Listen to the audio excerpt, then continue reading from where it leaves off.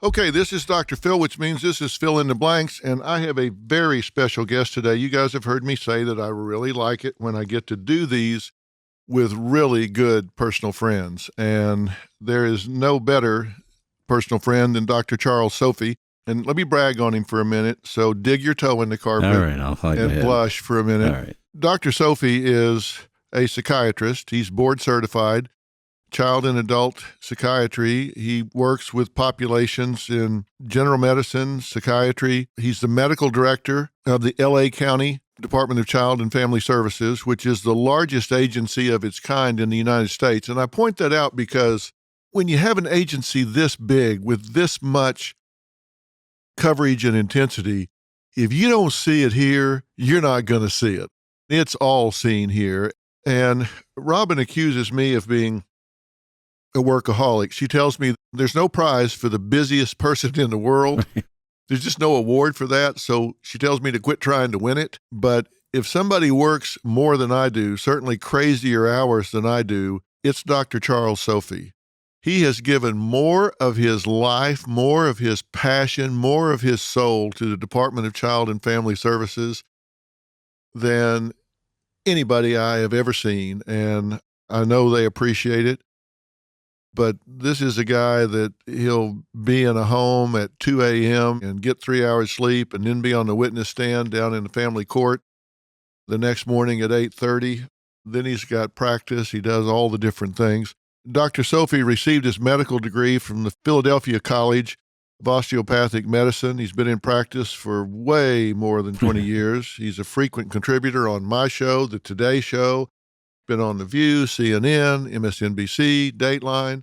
He's an author. He wrote a great book called Side by Side, the Revolutionary Mother-Daughter Program for Conflict-Free Communication. He's got another book in the works right now, which I'm going to con him into letting me launch on Dr. Phil when it's done. He's just really prolific in the field of psychiatry. So that's who he is. Welcome. Thank you very much. We have to add to that list of Robin's podcast I was on. Oh, that's right. He's been on I've Got a Secret, my wife's podcast, Robin podcast, and that was really good. You guys did a good job on there. I want to go back. Well, I'm sure she will have you anytime. Thank you. The reason I wanted to have you here now is because I want to talk about a particular subject matter. You know, I've done a lot of jury work, and I would always say there are 13 personalities in the jury box. There are 12 individuals. And then there's the 13th personality, which is the collective personality of the jury. And I believe in collective personalities. Right now, I'm really wondering about several of the collective personalities in our society right now. I was watching the debate in Charleston, the Democratic debate, and I watched it turn into just a yelling, screaming match among candidates all with the same party. Right. I watch all of the vitriol that's going on in politics right now between Republicans and Democrats. I see the fracture that's going on in our society of people that just don't seem to be able to have civil conversations right now. What's happened to the discourse in America? Where's our psyche right now? I think it's a really great question. It's a very sad situation. I mean, I think there's a couple variables that have brought themselves in that have taken everyone actually sideways. It's really kind of scary. And we see that at the department because the numbers of calls into the hotline are increasing because people are they're lost. They're not taking care of their kids, whether it's marijuana or whatever variable has come in. But several new things have really twisted things to the point where people have lost sight of what is really the path they should be on. And kids are suffering in big numbers. Well, I think so as well. There was a time where people could disagree. I would see politicians on Capitol Hill, state politicians, people could disagree and they would fight a passionate fight. They would have a passionate discourse on the floor of the Senate or the House.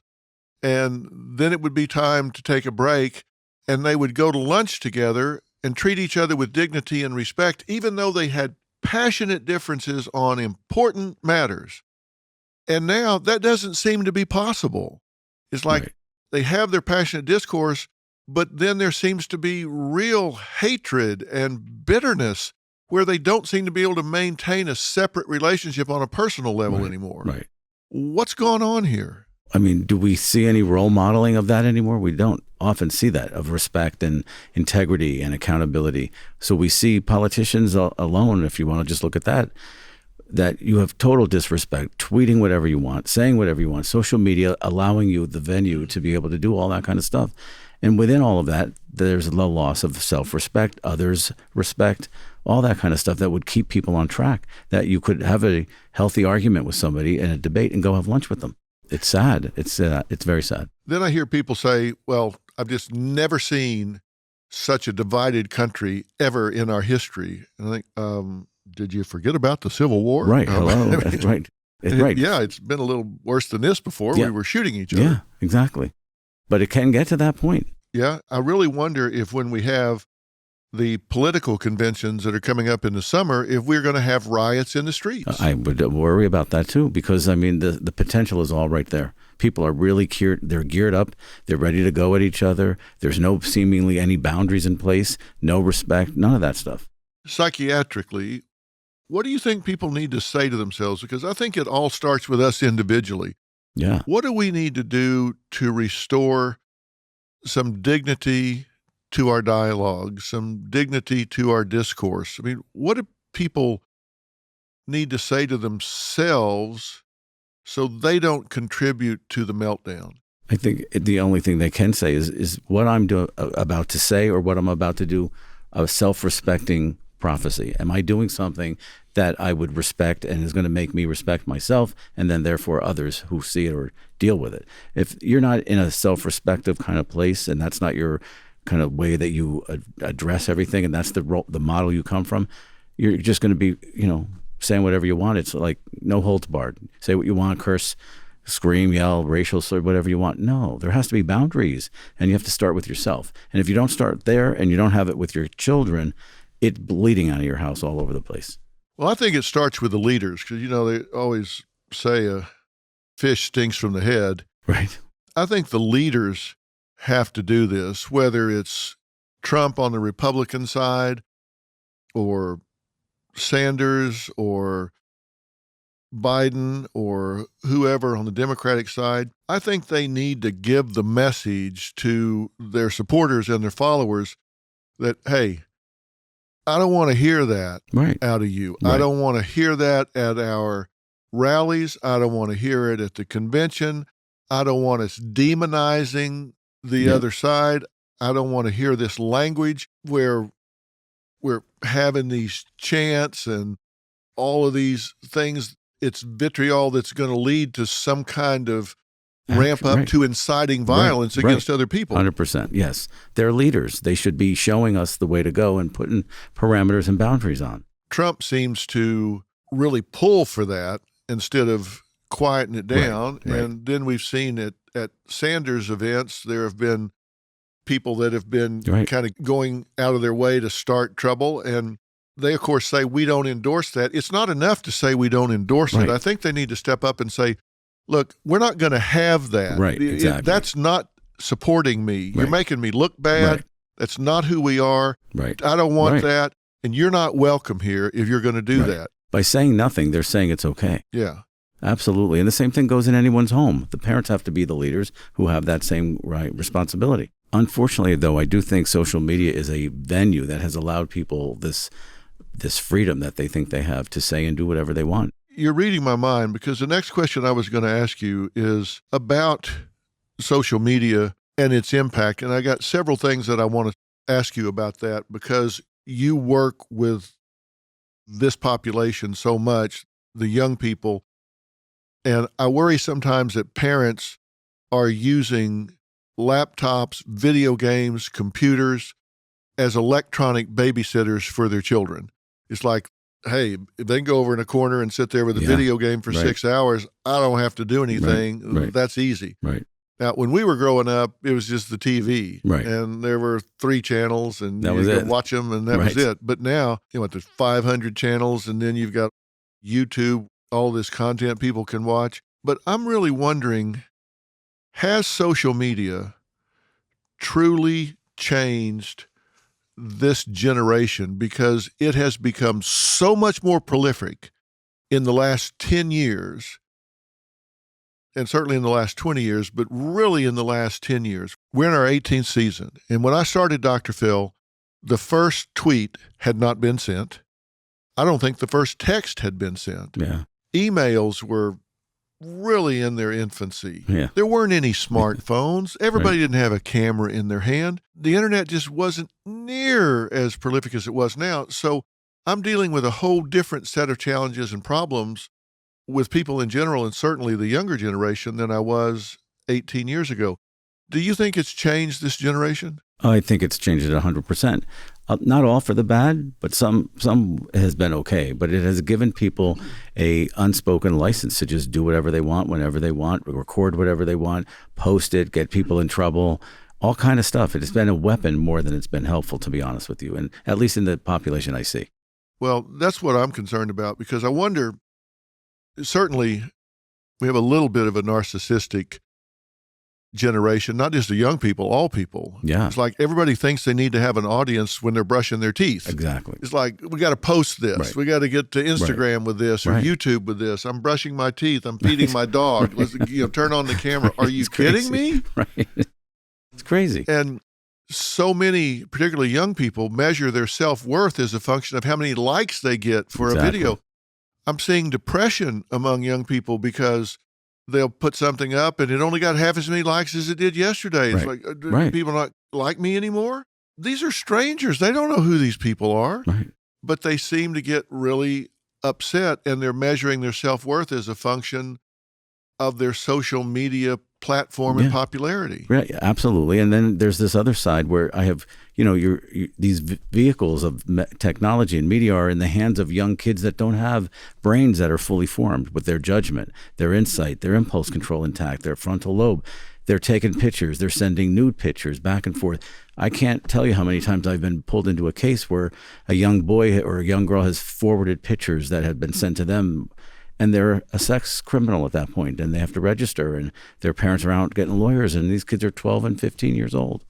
That's the other part of this. Talk about the cyberbullying aspect of it as well, because we didn't invent bullying in this generation. It's gone on forever and ever and ever. But when I was growing up, bullying took place at school. If you were out on the bus stop waiting for your bus, there was a bully out there, or in the cafeteria, or in the locker room when you were taking gym class, or out behind the gym, or whatever. But when you went home, you were away from the bully. Right. You at least had a safe haven in your home. But now, with cyberbullying, where people are getting messages, we hate you, why don't you just kill yourself, you're ugly, nobody cares about you, et cetera, you go home, that cyberbullying follows you home. Yep. You can even, as a parent, say, well, there's just been a really bad adjustment at this school, so I'm going to take my child out of this school and put him in a new school. The cyberbully has no boundary, so you can move him to a new school, and the cyberbullying just continues there because it had nothing to do with the boundaries of the school. So they cannot escape because the cyberbullies are everywhere. It can follow them wherever they go. They can change states and it can follow them.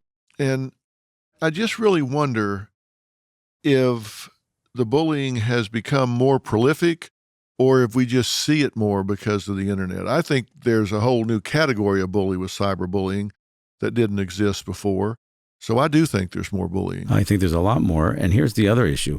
Yes, when it happened when we were younger, it was the kid at lunch or whatever. We go home and get away from it, and we didn't have to deal with it. But when this kid goes home, nowadays, before they even get home, 2 million people could know.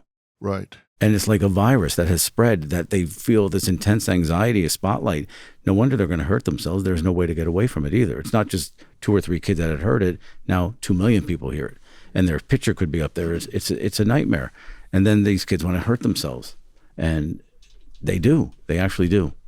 They're panicked. And of course, I call them keyboard bullies because people will say things on the internet that they would never say standing next to you in an elevator. That's right. They would never say sitting next to you in the cafeteria if they had to look you in the eye. Right. But because they have the anonymity of being on a keyboard where they don't have to deal with the interpersonal aspect of it, they don't have to look you in the eye, they don't have to stand there and deal with the interpersonal pressure of saying what they said or doing what they do, they have a whole boldness about them with the keyboard that they say hurtful, mean things that they just wouldn't do in person. Yeah, the keyboard allows them not to bypass feeling guilt, bypass feeling that they have an obligation to somebody. Any of those feelings you would get one-to-one and looking in somebody's eyes saying that, they get to avoid all that. And that's what the internet has allowed. That kind of stuff for like super ego development and to feel bad and have empathy about what you're doing or saying. I wonder too if because of so much interaction with texting and the shorthand of texting and all of that, if our interpersonal skills are eroding as well. 100% again. Because we don't have to interact. Right. When I was growing up, there was a progression that we went through in relationships. You know, we first would talk to a girl, and then you would kind of hold hands with a girl, and then you would maybe go steady with a girl. Then you would kind of get to the point where, okay, now you're going to start making out some, and then you're going to start maybe get to a point where you date some. And so you would have the chance to kind of get experience at each little step as you matured. Right. So you would mature as you got experience in relationships. Now it seems like you go from 0 to 100 in one step. Yep. You're in bed on the first tweet. Really, it seems to get very intimate really fast. Yep. And, you know, I said we had 3 channels when we were growing up. What was allowed as stimulus material back then was very conservative in what kids saw. They just didn't see anything provocative on television. Right. They didn't even see a kiss. They didn't see anything that was sexually provocative or suggestive. There weren't provocative lines said in a sitcom or whatever. I saw a study recently, and I'm going to be very vague because I don't remember the exact statistic, but it was something like every 23 seconds or something, there was a sexually provocative line said in a sitcom. Yeah. What was shown in terms of semi-nudity or sexually suggestive situations or circumstances on network television compared to what was shown in the 60s, even the 70s, was dramatically different. I'm sure. Yeah, of course. So kids are getting suggestive material thrown at them at a very young age. And stimulated at a very young age. It's abuse on some level. It's abusive because it's like a parent has this porn on television, the kid's always within earshot. I mean, it's that kind of stuff where it's passively stimulating.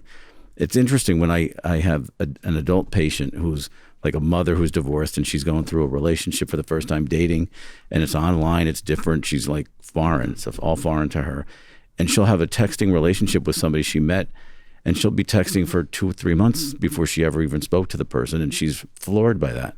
Where their child is dating and they don't expect to ever speak to the person until they're either going to have sex with them or never speak to them. And so the generations just look at all that and they're exposed to so many different things, and it's just so foreign to an older generation.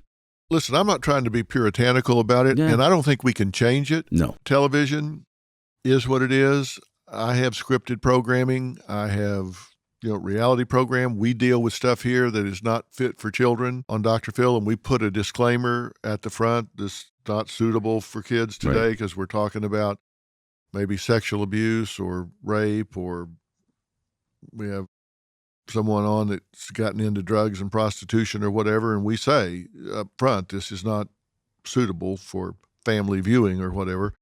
What I am getting at is this. because this is reality, doesn't this put a burden, a challenge on the parents to get more involved and have a conversation with their kids, knowing that they're being pushed along much faster, that they're getting stimulated much earlier, and that they may find themselves in a relationship at a much more intimate level, both emotionally and physically, before they're mature enough to handle it? Doesn't this tell parents that they need to prepare the child because the reality is what it is? Yes. That they need to sit down with that child and say, okay, look, we need to have a talk here because you're going from 0 to 100 really fast. Let's talk about what that means, because it's a long way to fall when that relationship falls apart. Absolutely, yes.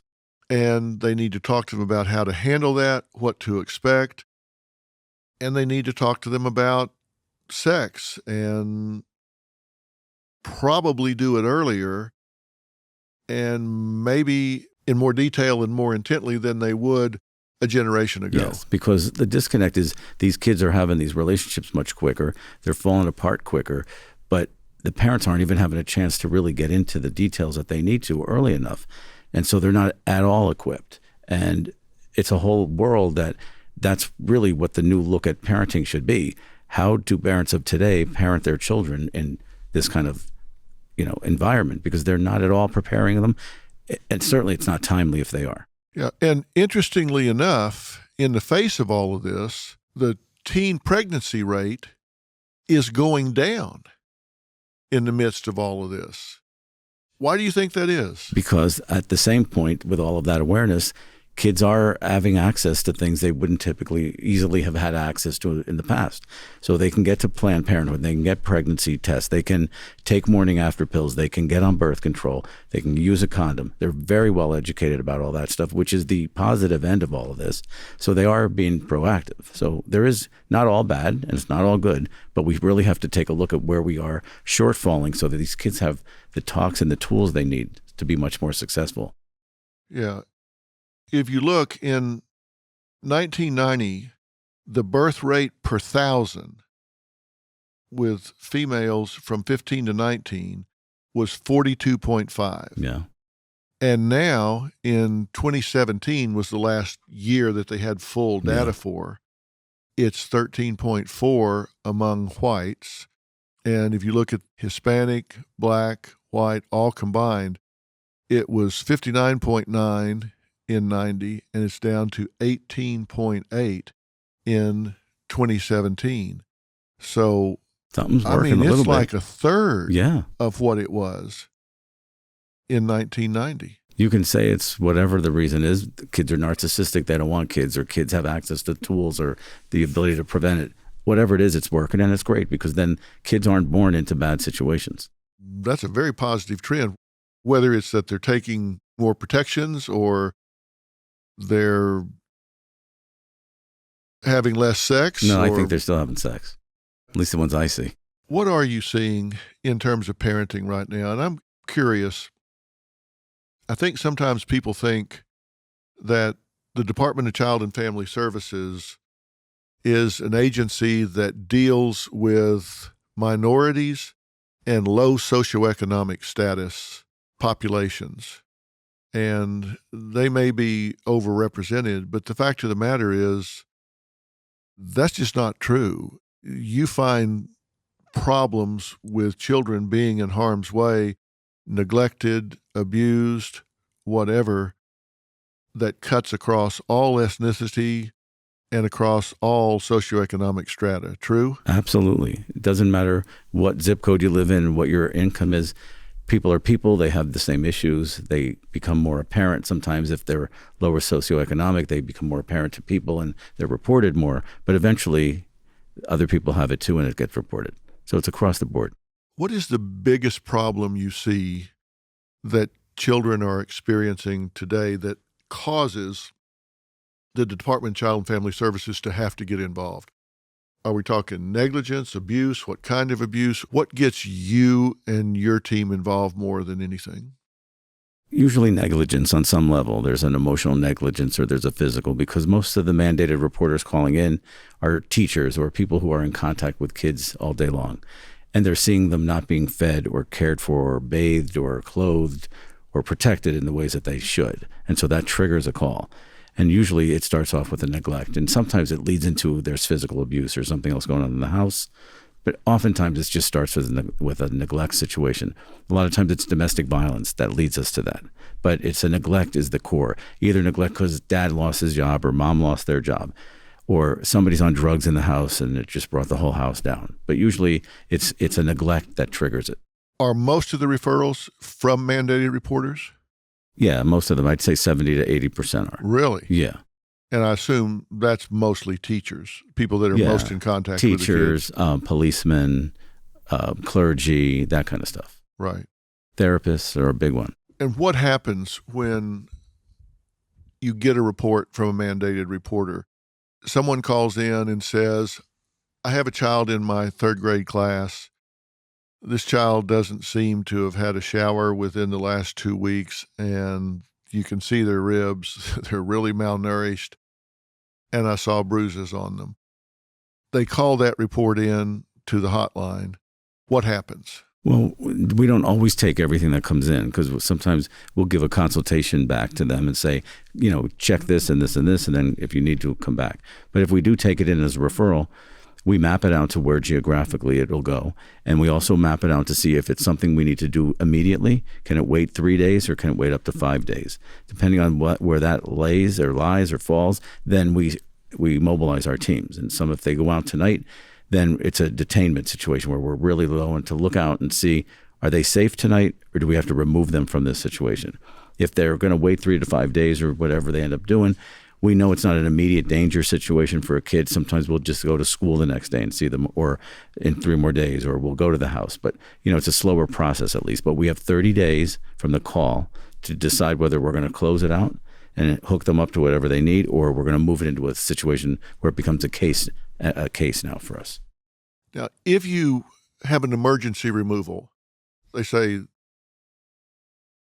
there's a drug addict father in this home and there are guns in the home and we think there is an immediate real danger and you feel like you have to go remove the child from the home, where do they go? We'll go with police. So we go with the joint effort and we'll take the kids, and then we have a cadre of services and places depending on what they have and what their needs are. Most of the kids will, if they're going to be detained, will go through a process at our medical hubs where that's a system that I'd set up about 10 years ago, where every child that's entering the system gets the same eyeballs, same exam by the same expert, a forensic pediatrician who will look at them for abuse and neglect medically, and then a mental health expert who will look at them for abuse and neglect from a mental health perspective. Based on those findings, then they get funneled into the system for their needs. And they'll probably stay living in the area that they were taken from if we can do it, and we try to keep sibling groups together, but sometimes we can't. Mm-hmm. But if possible, you keep brothers and sisters together.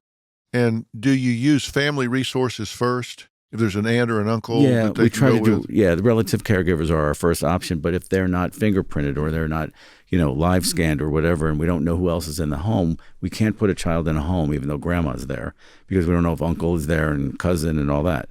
So we go to a place where we know we have it all worked out and we know who's in the house and it's safe. And then we work backwards to get them back to their relative. What percentage of these are drug-driven now with this opioid crisis and heroin, whatever drugs? What percentage of the cases that come to DCFS have the complication of drugs involved? I would say about 65%. Really? So it's a major very factor. Prevalent. Yeah, absolutely. It either goes from a social thing to an addiction, or it's already a coping skill for that family. There are many families making meth that you would never know. They're doing it in their trunks of their cars at night. They're doing it out in the field somewhere if they're in the far out like Valencia or Palmdale. There's a lot of that going on. So drugs are very prevalent. So they're actually making the drugs, yeah. Not just using them, but making them and distributing them. Yeah, absolutely. We had a call a couple months ago where an elderly person had been found dead in their apartment And when the firemen went out or whoever, they found that there was a meth lab underneath, and the fumes are what killed the person. And in that home where the meth lab was were children, or we would have never found out. Wow. That's pretty hard to imagine. Yes, it is.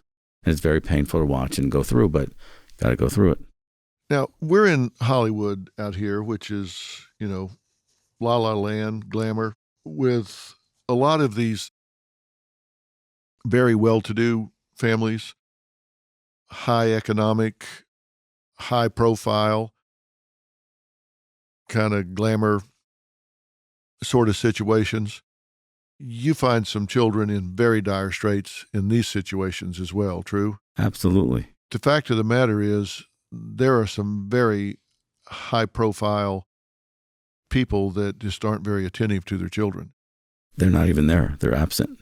They have housekeepers, they have nannies, they have caregivers. That's great because your kid isn't out there on its own, but they're not being raised by them. And the little bit that they do get raised and interact with their parent, it's not enough at all.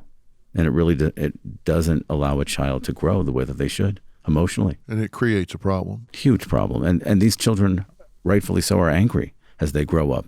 That anger is what's used, and they use it against themselves. They get on drugs, or they get, they're pregnant, or somehow they derail their life at the cost of not having a parent. And it's sad. Yeah, they find a way to blame themselves, and they turn that anger inward, of course. Right. And that's where we see cutting and things like that. Vomiting, eating disorders, self-harm, all kind of stuff like that. Then, of course, not dealing with the child population, we're seeing an awful lot of anxiety and depression in society right now because things are moving like really, really fast. Right. Are we over-medicating our society right now? I think at times, yes, because we're not allowing people to know, here, you do have a depression, or yes, you have an anxiety issue. There are non-medicinal issues and tools to be able to use that'll help you so much better and give you a toolbox full of things to access when you need it, because the pill reliance is not a good thing. Has medicine truly become a high-volume business? I mean, in order for a physician to make the kind of living they want to make or used to make, has it gotten to the point that they've got to turn them and burn them? They got to really move them through. Volume's the key. Absolutely. Yeah, that's the only way to make money. You got to see the numbers of people are what's going to bring the money. And so with that, that's not therapy for an hour. That's medication, prescription. And that's a sad situation because you really don't get to know the people. And really, is that the best solution for them? Could they be doing other therapies? Could they be doing other self-improvement things that will give them what they need to carry them through their life, not a pill with a prescription for a month?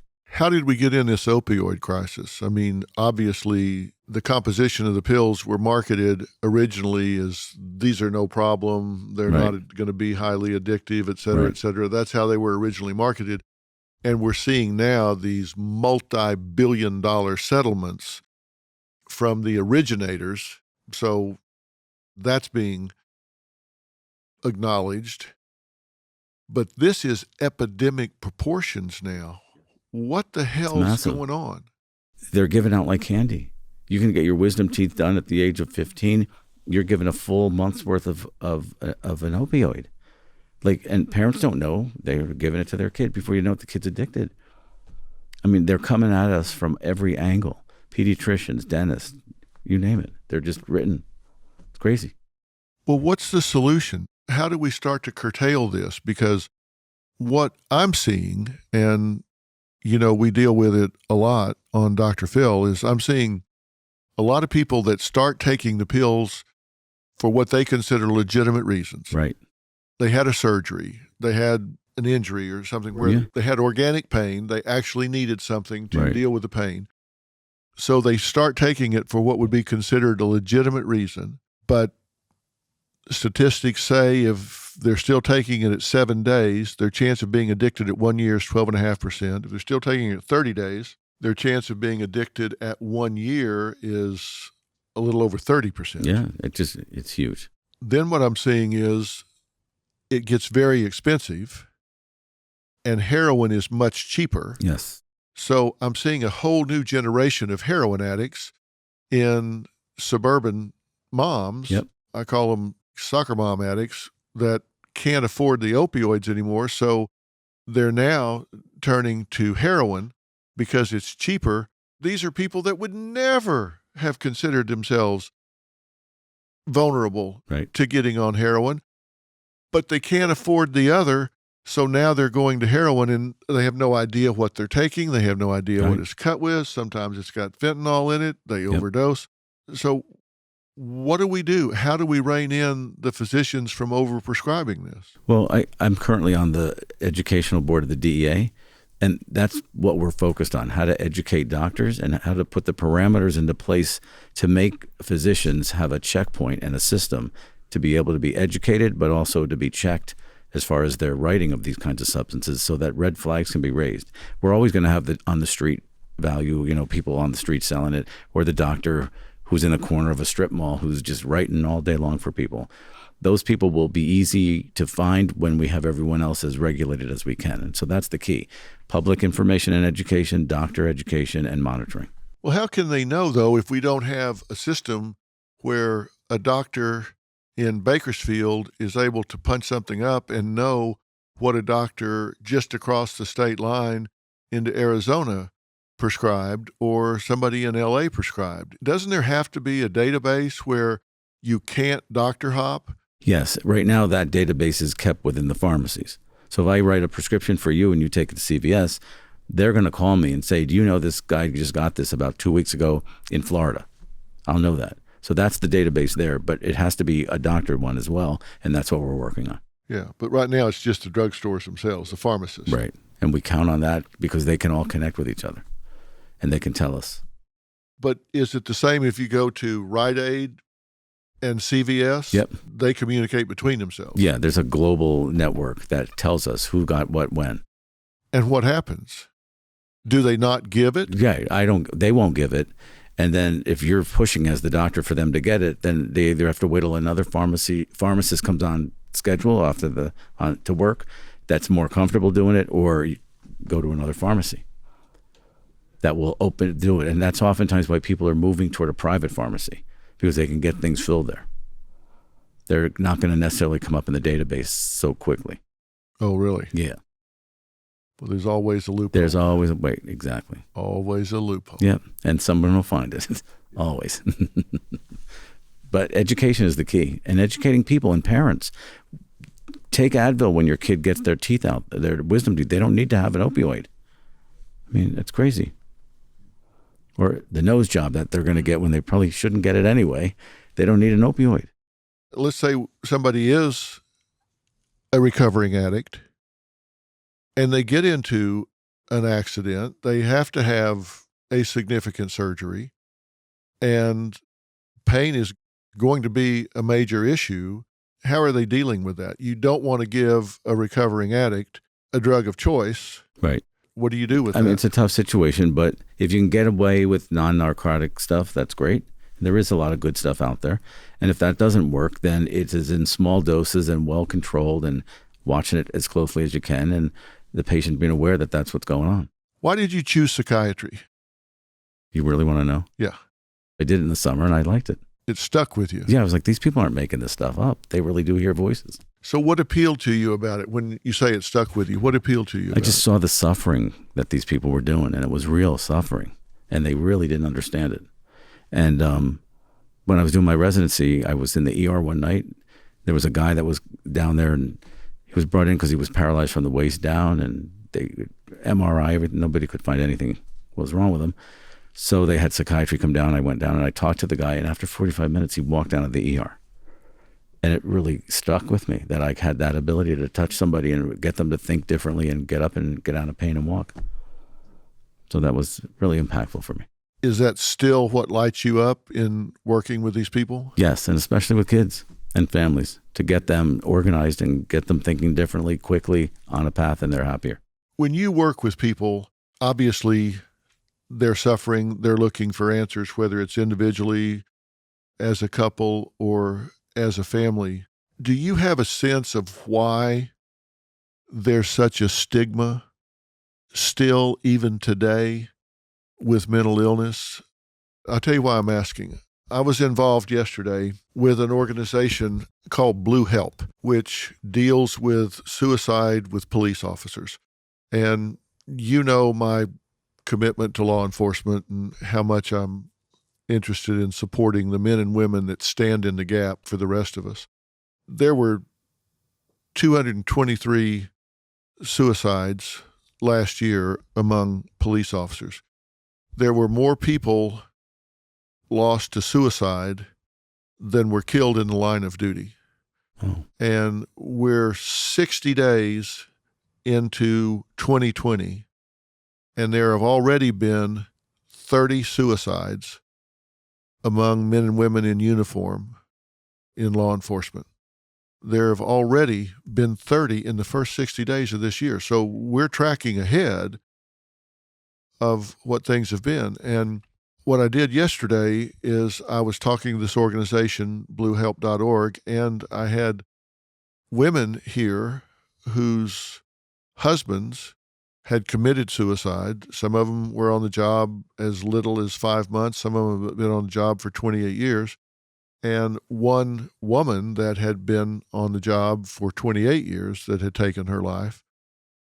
And we listened to an interesting 911 call where an officer had gotten suicidal ideation, was very upset, fired his gun off, but didn't fire it at himself. He just was frustrated and just shot his gun into the ground.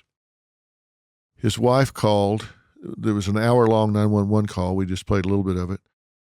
But most of the call was, "Oh my God, what have I done? I've ruined his career. He will never forgive me that I've called in 911. I've ruined his career. He was suicidal. Now I've done this. He's going to really be suicidal now." And he was ready to be promoted to the next level immediately. I mean, it was imminent within the next week. And that was put on hold, sure enough, for 3 years. Wow. Although he did eventually get promoted, but he was frozen for 3 years. And every one of these people said there's no way that their spouse would have asked for help because of the stigma. Yeah. It's seen as weakness. Yep. It's seen as you're broken. Yep. And they would never do it. So the stigma is really profound in the law enforcement community, but it's still so strong in society in general. Yeah, it is. Why do you think that is? I think like some of the reasons you said, it is, it's embarrassing, I'm weak, I'm this, but I think it's a big thing when you can't measure something. And so like you can't see a bruise, you can't see a cut, you can't see a crutch, or an x-ray can't prove it. And so I think that adds to the fact that people think, well, maybe they think I'm faking and I'm not for real. And so, what's the point? I might as well not say anything because it's embarrassing to not be able to show what you're complaining about. It's a big part of it. And I think they might be afraid that they don't think they're faking and think they're crazy. Yep. And crazy, in quotes, being a very generic term where we look at it and recognize there are the category of personality disorders, right, neuroses, right, psychoses, neurologically based disorders. We don't lump everything together, but generally society just says, that guy's, right, quote, crazy, and they're never seen the same again. No, but it's also, you can't prove if they are or not because you can't measure anything. Right. Is the other thing. And that's in foster care, we do that a lot. I mean, there are so many hidden bruises that we can't convince people of. And I think people label themselves as well. That's why the term iatrogenic label is so meaningful to me. And what I mean by that, if listeners aren't familiar with the term, an iatrogenic label is when the label creates more problems than what it describes. Right. You give somebody a label of being psychotic or having a personality disorder, and just the fact that they've been given that label creates more problems in their lives than the disorder would generate with its symptomology. Right. So if you write in their record at work, at a corporation or something, you write down that diagnosis, just the fact that it's in their record will create more problems for them than the actual symptoms, traits, or characteristics would hold them back in doing their job. And you think back to the longitudinal studies, I don't know if it was Bailey and Bailey or it was someone in that generation that, and you couldn't do this today, fortunately, I guess, but they had a group of students that were matched in every way, and they divided them into two groups. They were matched on IQ, age, grades. And in one half of the group, they wrote that they were, and I don't remember the exact words they used, but they wrote that they were slow, that they were just not quite normal. Right. And the other group, they wrote that they were really bright, but matched in every way. They had the same IQ, they had the same grades. There was no difference between them, but they labeled one as really being slow and the other as being really bright. And then they followed them for 20 years. Yeah. All the way through school and then actually into life, as I recall. And the power of the label was unbelievable because the teachers' expectations were less for those that were labeled as being less capable and more for those that were labeled as more capable. And so they challenged these students more, challenged these students less, and so their achievement levels were less. Crazy. But I'm sure. I mean, that's exactly what happens with the label. And while I always say I want to get rid of the stigma, I can't in good faith say that there's not some basis for it. Right. There is some price to be paid. When I say, listen, I look at having an anxiety neurosis or a phobia the same as having a kidney infection or something. That may be true. I look at it that way, but I can't tell you that your employer does. That's right, exactly. I can't tell you that coworkers do. Right. They should, but they don't. Right. And they're not made to. And I don't know how we're going to get rid of that. Well, it's just the more and more people that step up and own it and are not ashamed. That's the only way to do it. Yeah, I think we really work hard to push this to the forefront of the narrative in America. You definitely do. We have millions of viewers, but it's a small percentage of America. I mean, we're the number one show, but it's still an insignificant percentage. I mean, there's 336 million people in America. And, you know, we may have 5 million people a day that watch the show. What's that, 2%, 1%? I mean, but it still does something, which is great. And that's the only way to do it. Push the agenda and push it and push it and push it. Break the stereotype and all of the feelings that come from it, because people get scared when they see that. They think there's, they don't know. Are they making it up? Are they going to kill me? Are they psychotic? I mean, it's all kind of stuff all across the board. But breaking that stigma and educating people, pushing it, the only way to do it. And you do it well. You do a great job. Well, part of it is people labeling themselves. Yeah, some of it is, yes. The thing I want people to do is, whether it's a family member or themselves, I think they have to recognize when something has reached the level of needing professional intervention versus just being kind of quirky. Right, that's the thing. We all have people in our families that have certain traits or characteristics that are a little eccentric. Yes. And we can decide that they're charming. Right. Right. We can just decide that, the fact that he lines his peas up in a row every day, that before he can eats them, tolerate that he doesn't like his food to touch each other, or that person has to do things a certain way, or maybe is just, a little odd. Right. We can just decide that's eccentric or it's charming. But there's a point at which it's above the average person's pay grade. Yes. There's a point at which they say, this is dysfunctional to the point that it needs intervention, it needs help. How do you define that to people? How do you tell somebody, this has crossed the threshold, you need to get professional help for this? I tell them that I teach them how to look at their life in general in some key areas. There's like 5 areas I look at, and I call it sweep. So, because it looks like, people can remember that. They look at their sleep, they look at their, their eating, the way they deal with their emotions, what they do for, hobbies and play and all that kind of stuff. And those you 5 say areas. Sleep, work, eating, emotion, and play. Right. Those 5 areas, if anything's coming up in those areas, we got to address it on some level. If 3 of those 5 areas are not functioning, that's when you need some help, because you're not working in sync with yourself even.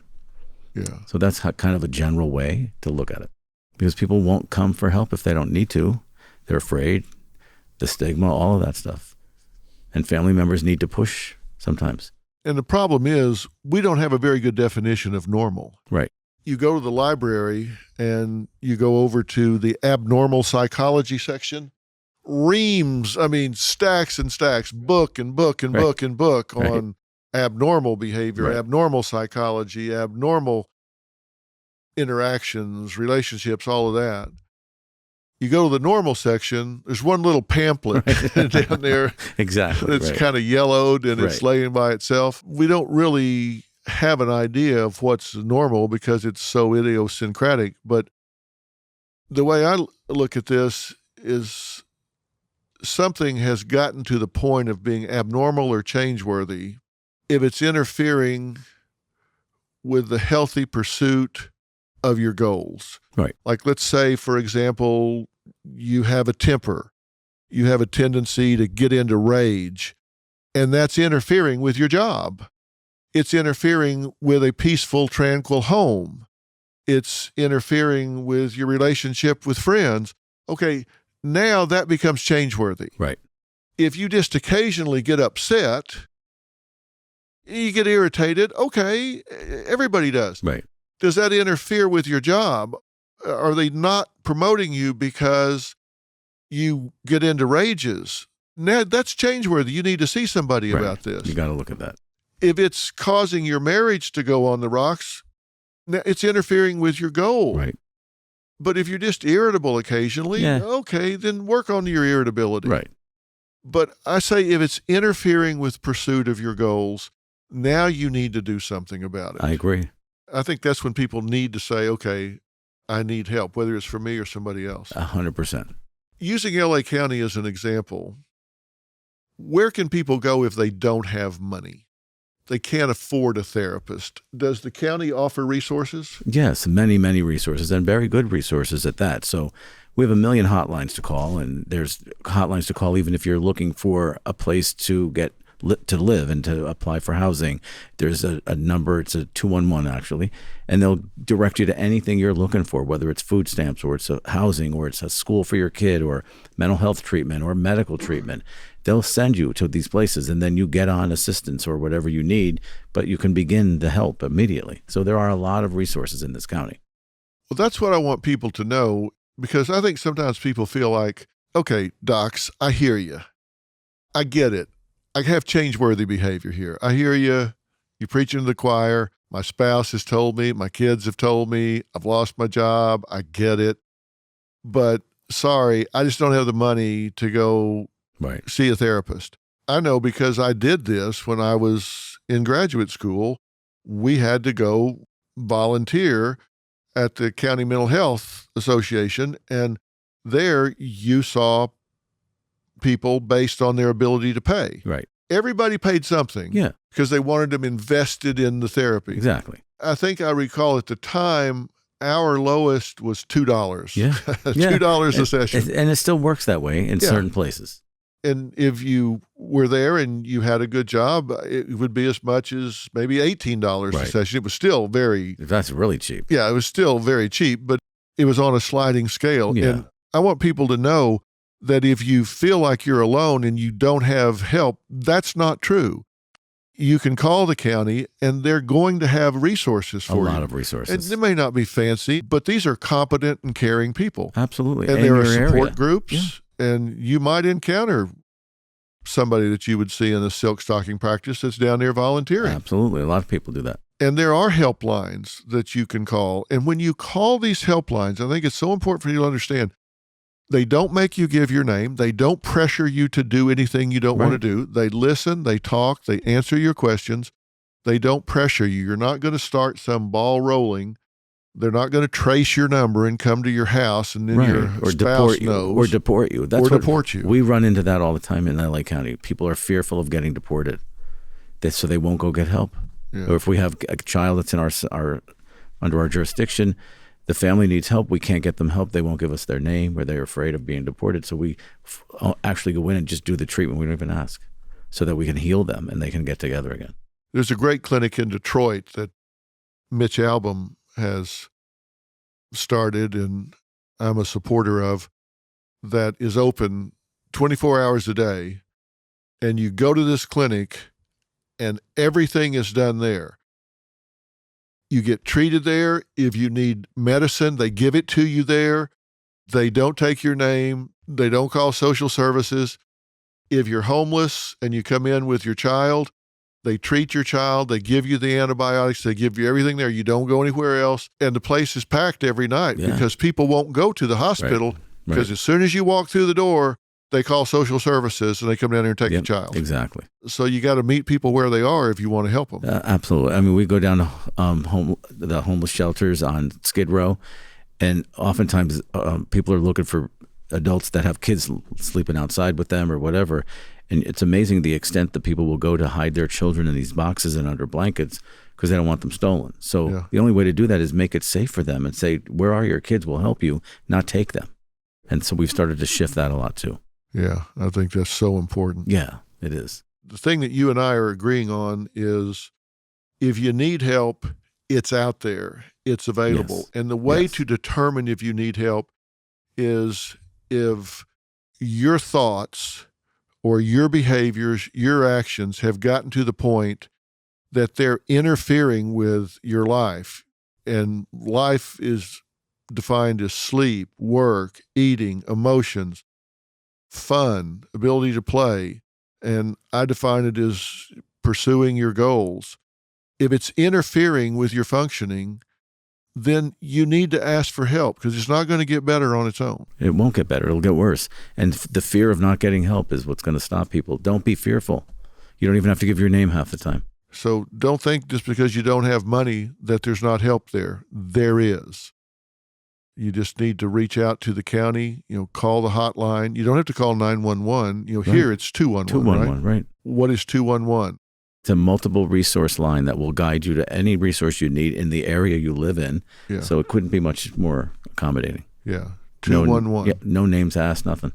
That's a great resource to know. So listen, if you feel like you're in over your head, you're not alone. Right. There is help. There's a place to go. You don't have to have money. Just know if it's interfering, get help. It's out there. It's available. You can afford it. It will change your life as opposed to just suffering through it. Dr. Sophie? Yes, sir. I can't tell you how much I appreciate you doing this. Thank you. I appreciate you asking me.